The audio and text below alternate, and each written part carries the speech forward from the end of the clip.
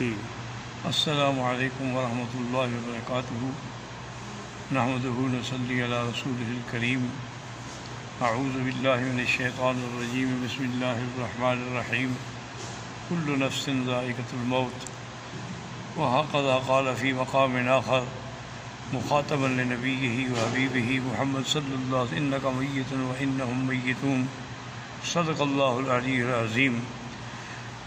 اليوم آج ہمیں پتہ لگا حضرت مولانا ظفر علی خان رحمۃ اللہ علیہ جو ایک عالم بھی تھے، مجاہد بھی تھے، اور اللہ تعالیٰ کے دین کے لیے، اعلاء کلمۃ اللہ کے لیے انتہائی بہادری کے ساتھ سب کا مقابلہ کرتے تھے۔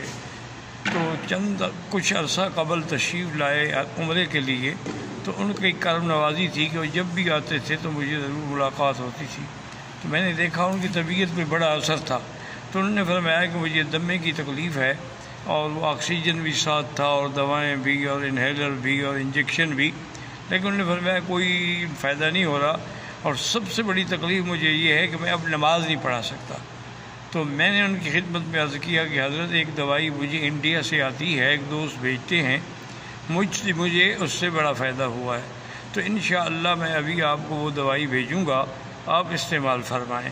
تو بہرحال میں نے ان کو دوائی بھیجی، بڑے خوش ہوئے اور بڑی دعائیں کیں، اور قاری لداد کی معرفت اپنی خوشی کا اظہار فرمایا کہ مجھے الحمدللہ اتنا فائدہ ہو گیا ہے کہ اب میں فجر کی نماز خود پڑھاتا ہوں۔ یہ ان کا ایک امتیاز تھا، ورنہ میں نے دیکھا ہے کہ مدارس میں جو بڑے علماء ہیں، جو محتمم ہیں یا شیخ الحدیث ہیں، وہ نماز نہیں پڑھاتے۔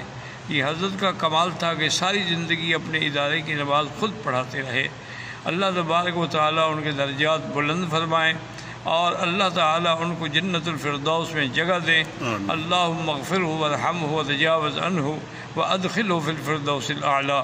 اور یا الہ العالمین ان کے متعلقین کو بھی صبر جمیل عطا فرما، کیونکہ اللہ تو نے فرمایا ہے کہ بشر الصابرین الذین اذا اصابتهم مصیبۃ قالوا انا للہ وانا الیہ راجعون اولئک علیہم صلوات من ربہم ورحمہ واولئک هم المہتدون۔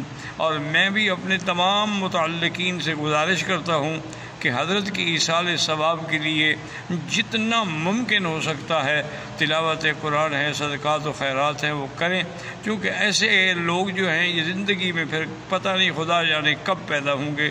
موت العالم موت العالم، جب ایک عالم فوت ہو جاتا ہے تو پورا سمجھیں کہ گویا کہ پورا عالم فوت ہو جاتا ہے۔